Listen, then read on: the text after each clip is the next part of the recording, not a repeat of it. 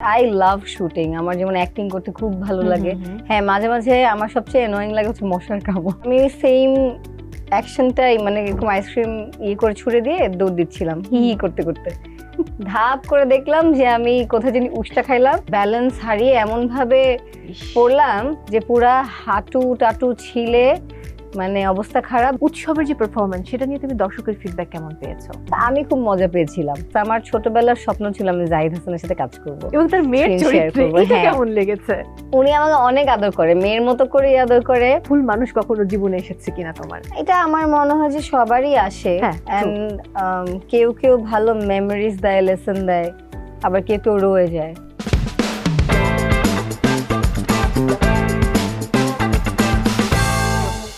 দর্শক সবাইকে ওয়েলকাম করছি আইসিসিএল প্রেজেন্স টিবিএস স্পটলাইটের সঙ্গে আছি মৌ।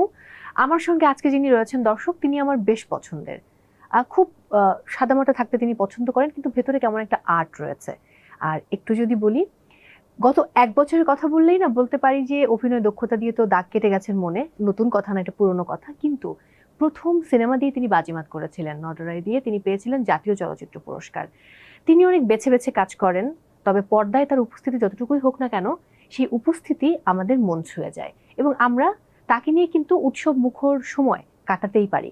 আজকে আমি তেমন একটা দিনই কাটাতে চাই। শুনছি এই মাসেই একটা নতুন কাজ তিনি আমাদেরকে উপহার দেবেন, সেই কাজেও রয়েছে টুইস্ট। কথা হবে তার সঙ্গে। আমার সঙ্গে রয়েছেন জাতীয় চলচ্চিত্র পুরস্কার প্রাপ্ত অভিনয় শিল্পী, নৃত্যশিল্পী, মডেল এবং তার প্রফেশন আবার একটু ডিফারেন্ট। তিনি আসলে অনেক কাজের সঙ্গে সম্পৃক্ত, সেই বিষয় নিয়েও আমরা কথা বলবো। আমাদের সঙ্গে রয়েছেন আমাদের ভালোবাসার সুনেরা বিনতে কামাল। হ্যালো। হাই। হাই। কাকতালীয় ভাবে পোশাক মিলে গেছে, আমার খুব ভালো লাগছে। মানে সামহাও একদম জানি না, এটা বোধহয় মনের মিল ছিল।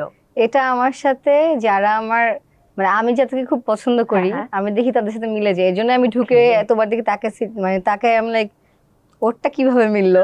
তুমি পছন্দ করো না? তোমার মনে আছে লাস্ট যে শোটা করলাম মনে ঈদের আছে সময়, আমি আমার, তখনও হ্যাঁ। কিন্তু তোমাকে ক্লিয়ারলি বলছি। এখন না না না, আমি এত কিছু জানি না বলি অন Okay, স্ক্রিন, okay, না, but you are I my know one that, of my I know. Favourites, you know thank you so much. এবং আমারও তোমাকে খুব ভালো লাগে। বাই দ্য ওয়ে, নতুন কাজটা দিয়ে শুরু করবো নাকি আগে একটু জেনে নেই যে শরীর এখন কেমন? আমরা দেখলাম শুটিং করতে গিয়ে, তাও ঢাকা বিশ্ববিদ্যালয়ের ফুলার রোডে এই দুর্ঘটনা ঘটেছে। মানে দৌড় দিতে গিয়ে এমন একটা ঘটনা ভাবা যায় না আসলে। হ্যাঁ, শুটিং এ একটা সিন ছিল যে হচ্ছে আমার কো আর্টিস্টের নাকে আমি আইসক্রিম এরকম ছুরি দিয়ে দুষ্টামি করে দৌড় দিচ্ছি। হ্যাঁ। সো ওইটার দুইটা ফ্রেমে মানে দুইটা শট কাটা হয়ে গেছে, আরেকটা হচ্ছে টাইট ফ্রেমে নেওয়ার কথা। আচ্ছা। সো তখন তো ক্যামেরার পজিশন আর সবকিছু চেঞ্জ করা হয়েছে, আমাদের পজিশনে চেঞ্জ করা হয়নি। তো আমি ওই সেম অ্যাকশনটাই মানে এরকম আইসক্রিম করে ছুঁড়ে দিয়ে দৌড় দিচ্ছিলাম হি হি করতে করতে। ধাপ করে দেখলাম যে আমি কোথায় জানি উষ্টা খাইলাম। And since I was wearing a dress, আমাদের কিন্তু মেয়েদের সাবকনশিয়াস মাইন্ডে না হয় কি যে আমরা ওটা প্রোটেক্ট True. করার চেষ্টা করি। সো দেখা যায় যে আমি ওটা প্রোটেক্ট করতে চেষ্টা করে আমি পড়ছিলাম, ওইভাবে না মানে ব্যালেন্স হারিয়ে এমন ভাবে পড়লাম যে পুরা হাঁটু টাটু ছিলে, মানে অবস্থা খারাপ। বাট আমি তখনও আসলে বুঝতে পারিনি যে এবং শুটিং কন্টিনিউ করেছে। হ্যাঁ, কন্টিনিউ করেছি। আমি ভাবছি যে কি হবে, একটু ছিলে গেছে। হুম। ওইভাবে শেষ করার পরে 2 দিন পরে প্রচন্ড ব্যথা শুরু হয়। আহা। Then I was like oh my god, আমি তো হাঁটতে পারছি না। তারপর শুটিং থেকে ওরাই আমাকে জোর করে ডক্টরের কাছে নেয়, ডক্টর আমাকে প্লাস্টার করে দেয়। এন্ড ওই প্লাস্টার নিয়ে আবার একদিন আমি পুরো ভোর পর্যন্ত শুটিংটা মানে প্রজেক্টটা Continue শেষ করতে করছি। হ্যাঁ, আমাদের লাইফটা তো একটু অন্যরকম, এবং তোমরা যারা অভিনয় করো, অভিনয়ের জায়গাটা আমার কাছে মনে হয় খুব কঠিন, কারণ এত কিছুর মধ্য দিয়ে যেতে হয়। মানে ঠিক নেই যে কোথায় আজকে শুটিং করতে হবে, রাত নেই দিন নেই, তারপর জায়গাটা কেমন হবে, সেখানে কারেন্ট আছে কিনা, সেখানে ঠিক মতো সবকিছু পৌঁছাচ্ছে কিনা, মানে অনেক রকম জটিলতা থাকে। হ্যাঁ, বাট তারপর তো মজা। মজা হ্যাঁ, definitely। যত আমার মনে হয় যত কঠিন তত মজা লাগে কাজ। এটা এন্ড আই লাভ শুটিং। আমার যেমন অ্যাক্টিং করতে খুব ভালো লাগে। হ্যাঁ, মাঝে মাঝে আমার সবচেয়ে অ্যানোয়িং লাগে হচ্ছে মশার কামড়। পোকা মাকড়ে মশার কামড়টা ছাড়া বাকি সব আমার অতটা প্রবলেম হয় না। That's great. মশার কামড়ের কথা আসাতে আমার মশারির কথা মনে পড়ে গেছে। যাই হোক, সেই গল্প আমরা যাব। তবে তার আগে নতুন যে কাজটি আসছে চরকিতে, সেই কাজ নিয়ে আমি একটু জানতে চাই। আচ্ছা, এটা আসলে আমার খুব বলবো কাজটা খুব মানে মনে ধরা একটা কাজ, খুবই পছন্দের একটা কাজ। এটার অনেক রিজন আছে। আচ্ছা। আমাদের তো সবার একটা করে ইমোশনাল জার্নি যায়, আমরা যখন বড় হই আস্তে আস্তে থাকে ইমোশনাল একটা টাইম যায় যখন আমরা আসলে ইমোশনস গুলো বুঝার চেষ্টা করি বা অ্যাডাপ্ট করি। জার্নিটা অন্যরকম হয়। সো ওই টাইমে আসলে আমি যে গানগুলো শুনে আমি বড় হওয়া, বড় ঠিক না, মানে আমার মিডিয়ার স্টার্টিং থেকে আই থিঙ্ক আমার ইমোশনস যখন ডেভেলপ হচ্ছিল, আমি এটা নিয়ে আরো বেশি এক্সপেরিমেন্ট করছিলাম। ওই টাইমটাতে আমার একজনের গান খুব পছন্দ ছিল, সেটা হচ্ছে Arafat Mohsin Nidhi. He is one of my very close friends and ওর কিছু আনরিলিজ ট্র্যাক ও আমার সাথে সবসময় শেয়ার করতো, আমরা ফ্রেন্ডরা মিলে ওটা গাইতাম, শুনতাম। ও সবসময় গিটার নিয়ে দেখা যেত আড্ডায় গানগুলো গেতো, আমি বলতাম যে দোস্ত আমার খুব ভালো লাগছে, আমাকে পাঠাইস। তো দেখা যেত আমি আবার প্রচন্ড মানে একা যখন থাকি আমি খুব গান শুনি, তো আমি ওর গান অনেক শুনতাম। এমন হয়েছে যে অন রিপিট শুনতাম, আমার কিছু ফ্রেন্ড বলতো নিধির গান চেঞ্জ কর, আর শুনবো না, এরকম মানে শুনতে শুনতে পচাই ফেলতাম। সো ওই জায়গা থেকে ওর আর আমার মিউজিক টেস্ট আই থিঙ্ক অনেক, মানে আমার যেরকম যে মিউজিক টেস্টটা ওর মিউজিক টাইপ ওইটা। সো ওই জায়গা থেকে ইমোশনাল একটা কানেকশন আই থিঙ্ক অনেক আগের থেকে আছে। অ্যান্ড নিধি আমাকে বললো যে ও ডিরেকশন দিবে, একটা কাজ করতে চায়। তো আমি তো মানে আমি কখনোই ওকে না করবো না, because I know he is so talented. আর ও মিউজিশিয়ানরা কিন্তু যেই কাজই করুক খুব ভালোভাবে করে এবং ইমোশনাল হয় কাজটা। আমি জানতাম যে ওর কাজ ভালো হবে। প্লাস তো পরে আমি শুনলাম রাবা খান লিখেছে। আরে বাহ, রাবা আমাদের কন্টেন্ট ক্রিয়েটর, হ্যাঁ she is one of my favourites. আমাদের সবাই আমরা তো দেখি ওর কন্টেন্টে, খুব মজা লাগে, গুলশান ভাবি এভরিথিং। সো আমি শুনলাম যে রাবা লিখেছে। সো আমি যখন গল্পটা পড়ি, আমার যে ক্যারেক্টারটা, আমি পড়ে জাস্ট নিধিকে বললাম যে Raba doesn't even know me personally, ওটা কেমনে লিখছে, বিকজ ক্যারেক্টারটা হুবহু আমি। তুমি একটা কিছু বললে আমি যেভাবে রিপ্লাই দিব ওই ক্যারেক্টার ওইভাবেই কথা বলে। দারুণ দারুণ, একদম সেম। তারপরে I was really excited and Raba আমাকে বললো মেহেদি দিতে হবে। I was like আমার তো কাজ আছে, এরপর আমি তো মেহেদি লাগাতে পারবো না। ও প্রতিদিন সকালে শুটিং এ সাইন পেন দিয়ে মেহেদি দিয়ে দিত, ওইটা নিয়ে সারাদিন শুট করতাম, রাতে ধুয়ে আবার এই কন্টিনিউটি চলছে। এবং ওই সেম মেহেদি, মানে সেম ডিজাইন। হ্যাঁ হ্যাঁ, এন্ড ও খুব সুন্দর করে করতে পারে, মেহেদিও হয়তো খুব সুন্দর দেয়, সাইন পেন দিয়ে একদম মেহেদি একদম মানে মনেই হয় নাই যে ফেক, পুরো রিয়েল লাগছে। নাইম ভাই আমার কো-আর্টিস্ট ছিল। নাইম ভাই এখন দেশের বাইরে। হ্যাঁ, তার মানে তুমি এখন একা তাহলে প্রমোশনে অংশ নিচ্ছ? হ্যাঁ, স্যাডলি ইয়েস। হ্যাঁ, উনি থাকলে খুব মজা করে। আমারও অনেক প্ল্যান ছিল যে উনাকে নিয়ে আমি এই প্রমোশন করব, কারণ আমি অনেকদিন ধরে নিজের কোনো কন্টেন্টের জন্য নিজের মতো করে প্রমোশন করি না, আর আমার এগুলো খুব মজা লাগে। সো নাইম ভাই নাই, এখন দেখি রাবা নিধি আমি যা করা যায়। বাট কাজটা খুবই ভিন্ন, খুবই ট্রেন্ডি অ্যান্ড এই সময়ের গল্প। আমার মনে হয় যে এখনকার জেনারেশনের যারা আছি তাদের এই গল্পটা দেখা উচিত, কারণ তাদের লাইফে এটা খুব কাজে দেবে। কারণ এখন না দেখা যায় যে রিলেশনশিপস আমরা মানে এই জেনারেশনে অনেকে খুব লাইটলি নেয়। সো মেইন জায়গাগুলো যেগুলো ওগুলো ফিল করা বা হাউ ইট শুড ফিল, ওই জায়গাগুলো এই কাজের মধ্যে আছে। At the same time it's very trendy and funny, মজার। সো এই জেনারেশনের মানুষের খুব ভালো লাগবে, আগের জেনারেশনের সবার ভালো লাগে, সবারই মানে খুব ভালো লাগবে। সেখানে একটা রোমান্টিক গল্প আছে, সেখানে খানিকটা প্রেম, ভালোবাসা, পুরোটাই রোমান্টিক, বাট মজা পাবে সবাই। ওকে, একটু উৎসবের গল্পে যাব। উৎসবের যে পারফরম্যান্স, সেটা নিয়ে তুমি দর্শকের ফিডব্যাক কেমন পেয়েছো? অসাধারণ, আমি খুব মজা পেয়েছিলাম। আমি তো ক্লাইম্যাক্স সিনটাতে ছিলাম শুধু। আমার মনে আছে তানিম ভাইয়া, তানিম নূর ডিরেক্টর, ভাইয়া আমাকে বলেছিল যে আমি একটা এরকম সিনেমা বানাবো, ওখানে তোমার বেশি পার্ট নাই, কিন্তু তোমার আমাকে এটা করে দিতে হবে, ক্লাইম্যাক্স সিনটাতে আমার তোমাকেই দরকার। তা আমি বলছি যে হ্যাঁ হ্যাঁ অবশ্যই করব। পরে তো শুনলাম যে জাহিদ ভাইয়া আছে এন্ড কাস্টিং এত ভালো ভালো সবাই, এন্ড তানিম ভাইয়ের কাজও ভালো হবে আমি জানতাম। সো আমি খুব আসলে মজা করেই কাজটা করার, প্লাস আমার ছোটবেলার স্বপ্ন ছিল আমি জাহিদ হাসানের সাথে কাজ করব এবং তার মেয়ের চরিত্রে এটা কেমন লেগেছে? উনি আমাকে অনেক আদর করে, মেয়ের মতো করে আদর করে। হ্যাঁ, খুবই সুইট। আর মানে উনাকে আমি ফার্স্টে একটু থাকে না এক্সাইটেড, একটু ভয় লাগে যে এত সিনিয়র একজনের সাথে কাজ করব। বাট যেদিন আমরা বসলাম সেদিন থেকে আমার মনে হয়নি যে আমি মানে উনাকে ফার্স্ট টাইম দেখছি, মনে হচ্ছে সহজ করে নেয়।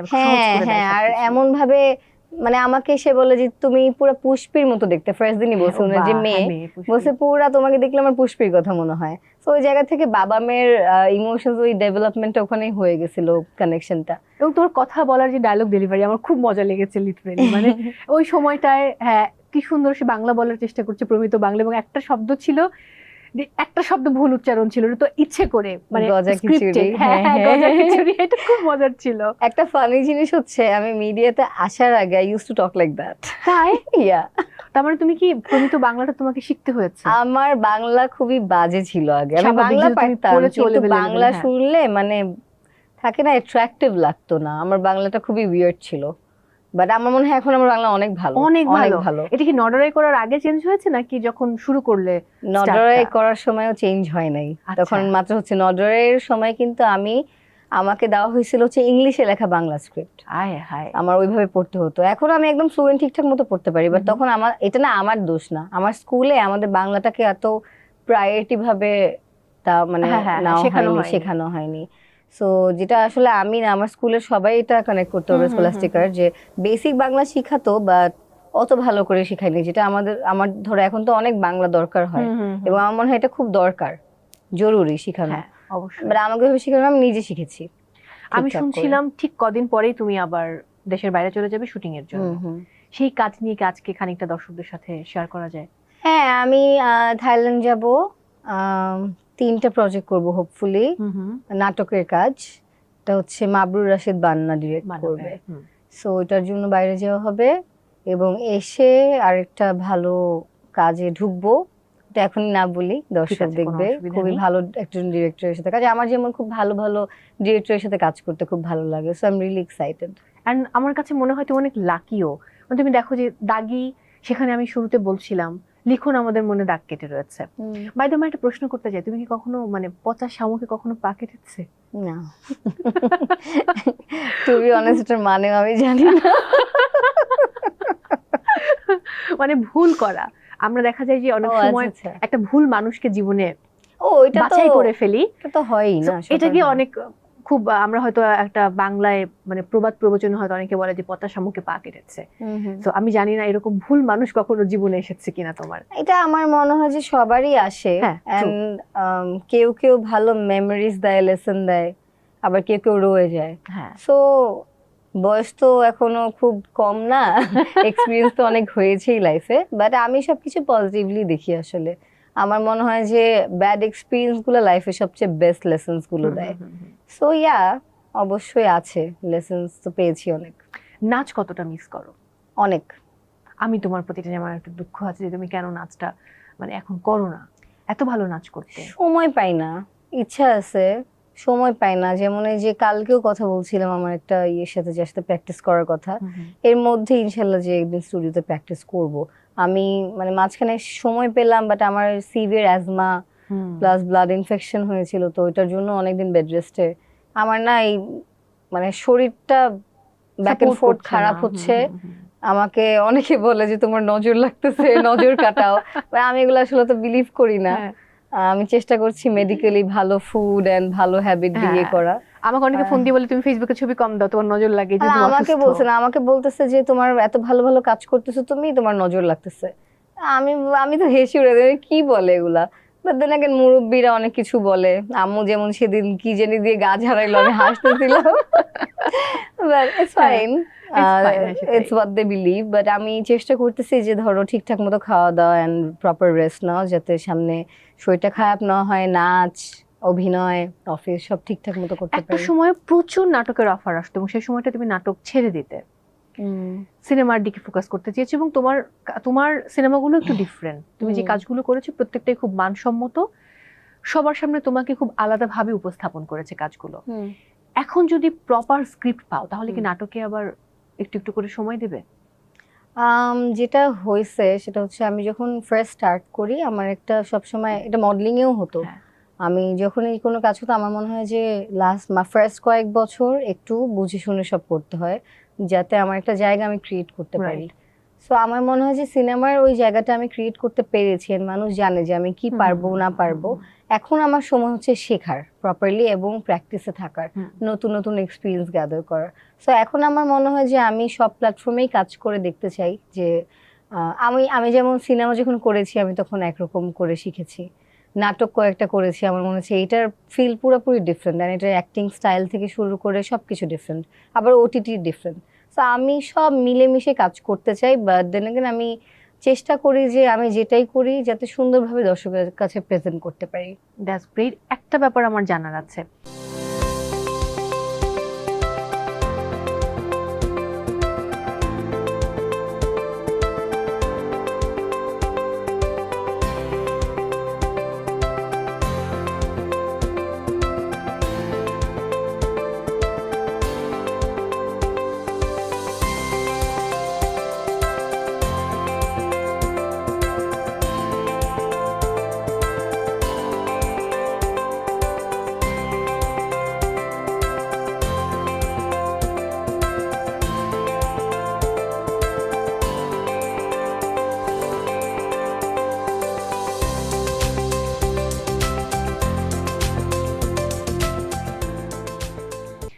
নাটক, ওটিটি, সিনেমা বা মডেলিং যেটাই বলি না কেন, সব জায়গায় তুমি খুব সরব।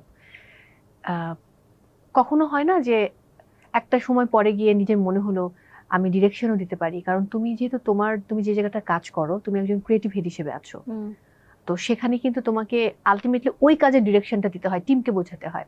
কখনো মনে হয়েছে যে আমি ক্যামেরার পেছনে ডিরেকশন দিব?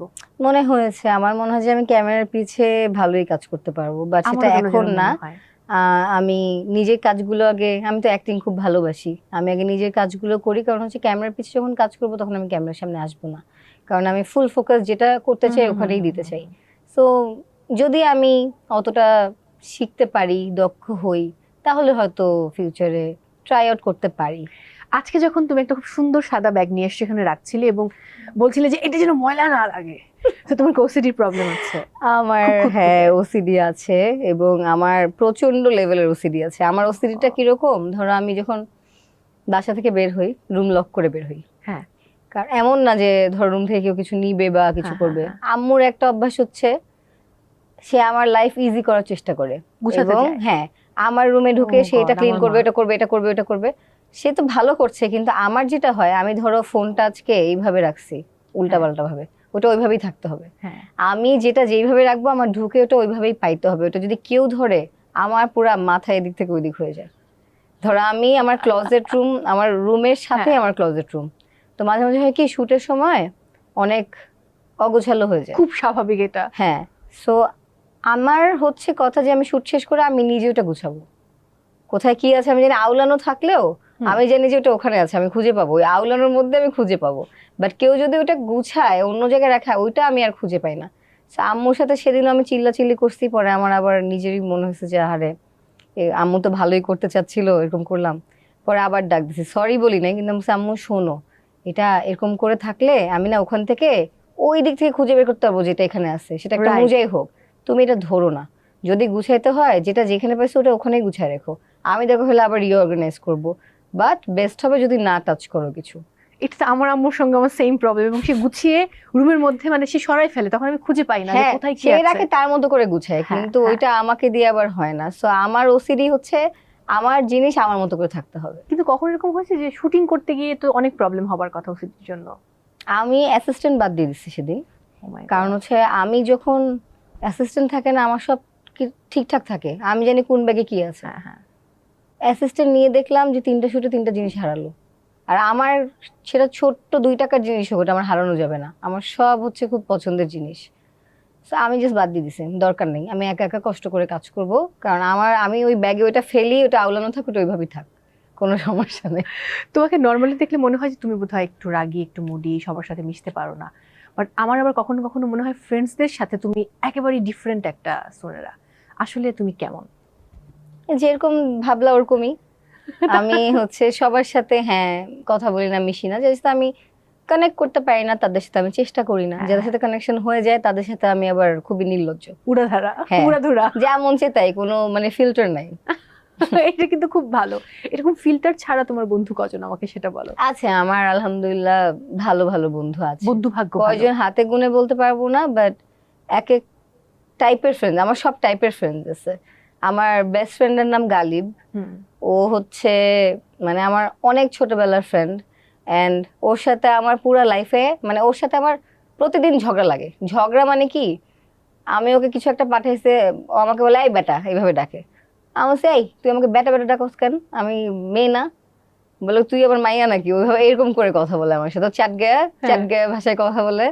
সো অনেকে ওর আর আমার এই এটা দেখে অনেক মজা করে, বাট ওর সাথে আমার সিরিয়াস ঝগড়া লাইফে একবারই লাগছে। এটা কি নিয়েছিল? ঝগড়াও না, একটা কিছু নিয়ে মন খারাপ হয়েছিল, পরে আমার মনে হচ্ছে না ও তো ভালোর জন্য করছে, তবে আবার ঠিক হয়ে গেছে। তো আমার যেগুলো ফ্রেন্ডস আছে ওগুলো আমার অনেক বছরের ফ্রেন্ড। আর তোমার মধ্যে একটা বসিং একটা ব্যাপার আছে, এটা কি ফ্রেন্ডরা মার্ক করে বা কথা বলে এটা নিয়ে? কথা বলে না, আমার ফ্রেন্ডরা আমাকে আমার মতো করে অ্যাকসেপ্ট করছে বলে ওরা আমার ফ্রেন্ডস। আমি যেরকম একটু বসি, বাট আবার আমি অনেক কেয়ারিং। আমার মানে যাদের ব্যাপারে কেয়ার করি তাদের ব্যাপারে অনেক বেশি কেয়ারিং এন্ড প্রোটেক্টিভ। ধরো তাদের কোনো ক্ষতি হলে আইল বি দেয়ার সবার আগে প্রোটেক্ট করার জন্য, এন্ড আইল stand up for my friends or my family, যেই হোক কাছের মানুষ। সো আমার মধ্যে সব কোয়ালিটি একটু মানে একটা ব্যালেন্স আছে। আপুর গল্পে যাব, তোমার বোনের গল্পে। তার সঙ্গে তোমার যে বন্ধুত্ব এবং একই সাথে তোমার জীবনে তার প্রভাব কতটা? ইমোশনাল করে দিলাম।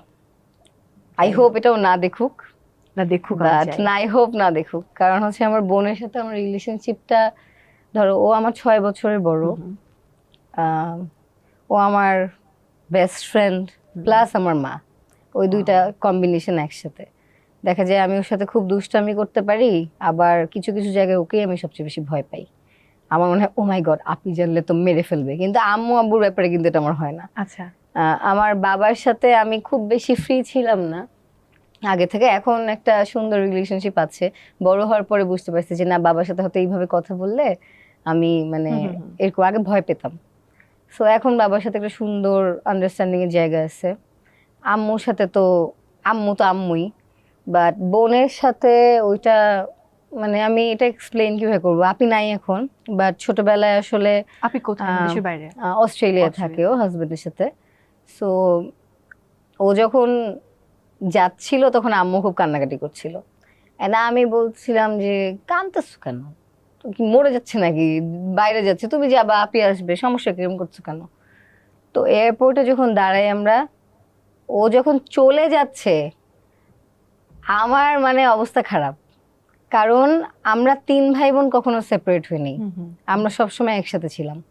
এন্ড ও যখন যাচ্ছিল আমার মানে মনে হচ্ছে দুনিয়া উল্টায় যাচ্ছে, and I don't know how to live anymore, কেমন যিনি একটা ফিলিং ছিল। এন্ড আপি যাওয়ার পর থেকে এখন বুঝি যে ও আসলে বলতো না, বাট ওর যে রেসপন্সিবল ছিল আমাদের জন্য, মানে রেসপন্সিবিলিটিটা ছিল জীবনে। হ্যাঁ, ও অনেক কিছু করছে আসলে, অনেক স্যাক্রিফাইস করছে, এখন যেটা আমার করতে হয়, কারণ ও নাই। আমি অনেক কিছু ডিল করতে পারি না, মানে ধুর পারবো না, আপিকে ফোন দেই যে এটা এরকম করে হয়েছে, তখন আমাকে বুঝায় যে বাবু দেখো এটা এইভাবে করো ওইভাবে করো। সো ও আবার যেমন ওর সাথে আমার ঝগড়াও সবচেয়ে বেশি লাগে, আবার শি ইজ দ্য ওয়ান যার কাছে কিছু হইলে আমি সবার আগে যাব। এরকম ভাই বোনের মধ্যে এই সম্পর্কটা খুবই মধুর আসলে, খুনসুটি থাকবে, ঝগড়া থাকবে, মারামারি।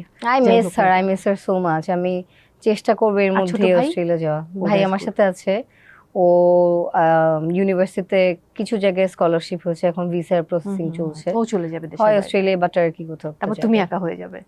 আম্মু আছে, বাবু আছে, আম্মু আছে। যাই হোক, প্রথম যখন অ্যাওয়ার্ড পেলে, জাতীয় চলচ্চিত্র পুরস্কার, একটা গল্প আছে, তুমি জানতে না যে তুমি এই অ্যাওয়ার্ডটা পাচ্ছ এবং গুরুত্বও দাওনি তুমি, বুঝতামই না। হ্যাঁ, তো সেই গল্পটা শুনে আমি শেষ করব আজকে। গল্পটা আসলে এটা তো অনেকদিন হয়ে গেছে, অবশ্যই এটা খুব মানে সম্মানের বিষয় যে আমি এটা পেয়েছি। সবাই জুরি বা যারা সিনিয়র তারা মনে করেছে যে আমি এটার যোগ্য, বাট আমাকে যখন বলা হয়েছে ন্যাশনাল অ্যাওয়ার্ড পাচ্ছি, আমি বুঝছি এটা কি অ্যাক্টররা পায় নাকি। I actually thought people are, they're joking, মানে রিয়াকশন দেখার জন্য বা কিছু। আমি ফাইজলামি করে না। তারপর দেখলাম যে কয়েকটা ফোন আসে, তখন আমি না আব্বুকে জিজ্ঞেস করছি, আব্বু ন্যাশনাল অ্যাওয়ার্ড কি বলো তো। আব্বু তখন আমাকে বললাম, ও বলে কেন কি হয়েছে, আমি তো পাইছি বলে নিতে হবে। বলে কি পাইছো, আমি ন্যাশনাল অ্যাওয়ার্ড, কিসের জন্য? সে জানেও না যে আমি একটা সিনেমা করছি। ও নো, সে দেখতে গেছে, মানে ও অত মনে থাকে না আব্বুর আমার কাজের ব্যাপারে। সে তো ওই যে ইয়েতে যে ফিল্মের প্রিমিয়ার দেরি করে আসছে, এটা নিয়ে আমার অনেক মন খারাপ ছিল। সে এসে আমার সাথে কথা বলতেছে না, সে সব ওই যে যাদের সাথে অন্যদের সাথে গল্প করছে, চেনা পরিচিত লোকদের সাথে। তো যখন আব্বু শুনলো ন্যাশনাল প্রোগ্রাম, বলে মা এটা তো অনেক বড় একটা বিষয়। তখন বেসিক্যালি ধরো আমি যে অ্যাওয়ার্ডটা পাইছি, আমি যতটুকু খুশি ছিলাম, আমার আব্বুর হ্যাপিনেস নিয়ে আমি অনেক হ্যাপি ছিলাম, যে he is finally happy. Because আব্বু আসলে চাইনি আমি মিডিয়াতে কাজ করি, যেটা সত্যি কথা। আমি পড়াশোনায় ভালো ছিলাম, তো আব্বু চাচ্ছিলাম ইঞ্জিনিয়ার ডক্টর হই। সো আমার আসলে ইন্টারেস্ট ছিল এদিকে বেশি। তো আমি আব্বুর বিরুদ্ধে যেই আসলে কাজ করি। তা আব্বু অনেকদিন আমার সাথে কথা বলেনি। তারপর ন্যাশনাল অ্যাওয়ার্ডটা পাওয়ার পর থেকে আমার মনে হয় বাবা মার তো একটা এসুরেন্স খুব দরকার হয় যে স্বাভাবিক, আমার খুব মেয়ে স্বাভাবিক। ঠিকঠাক আছে কি বা ওর করছে, একটা কোন পথে ঠিক যাচ্ছে, মতো হ্যাঁ। ফিউচার সে সিকিউর করতে পারছে। আই থিঙ্ক ন্যাশনাল অ্যাওয়ার্ডের পরে আব্বুর এটা মনে হয়েছে যে না, her future is secure, she is going on the right direction. তখন আব্বু মানে আমার সেসব ঠিকঠাক হয়। And ওই জায়গা থেকে আমি ন্যাশনাল অ্যাওয়ার্ডটাকে অনেক গুরুত্ব দিই, আলহামদুলিল্লাহ। গুড, আমি একদম শেষে রয়েছি। যখন সামাজিক যোগাযোগ মাধ্যমে নানা রকম বুলিং এর শিকার হতে হয় বা নানা রকম মন্তব্যের শিকার হতে হয়, তখন কিভাবে নিজেকে কন্ট্রোল করো বা বোঝাও? ফার্স্টে অনেক এফেক্টেড হতাম, বাট ইদানিং আমি দেখি মানুষ অনেক ফ্রাস্ট্রেটেড। যারা ফ্রাস্ট্রেটেড ফেক অ্যাকাউন্ট ক্রিয়েট করে করে দেখবা তোমারও ছবিতে উল্টাপাল্টা কমেন্ট অনেক করবে। বাজে কমেন্ট। এন্ড বেশিরভাগই চেক করে দেখছে যে সবই ফেক, এবং যেগুলো ফেক না সেগুলো হয় কি অ্যাটেনশন চায়। সেদিনও আমি একটা অথবা কমেন্টে ফ্রাস্ট্রেটেড অ্যাটেনশন, এই প্রবলেমগুলোই আসলে মেইনলি। আমি কমেন্টে রিপ্লাই দেওয়ার পর থেকে তার চেঞ্জ হয়ে গেছে, সে ফ্যান হয়ে গেছে আমার, এরকম হয়। আবার কিছু হয় হচ্ছে অনেক কমেন্টস করছে, রিপ্লাই দেওয়া হয় নাই, দেখি নাই, ওই ফ্রাস্ট্রেশনে বাজে কমেন্ট করে। সো এখন ধরো তুমি কয়জন এটা দেখতে যাবে? সম্ভব এটা আসলে? এগুলো দেখতে দেখতে তো নিজের কাজ করা বন্ধ করে দিতে হবে। সো আমি এগুলো আর দেখি না। যে যার যেটা, এটা আমার লাইফ, আমার কাজ, আমার প্ল্যাটফর্ম, আমি আমার মতো করে করব। কারো যদি কিছু ভালো না লাগে সে ইগনোর করতে পারে, দেয়ার ইজ দ্যাট অপশন। কিন্তু তার তো দরকার নেই আমার এখানে এসে বলো যে তো আমার ভালো লাগে না, দেখো না তুমি, fine, I am not asking you to watch me or support me. যাদের ভালো লাগবে তারা দেখবে, যারা আমার অডিয়েন্স তাদের জন্য আমি দিচ্ছি, আমি তো অন্য কারো অডিয়েন্সের জন্য দিচ্ছি না।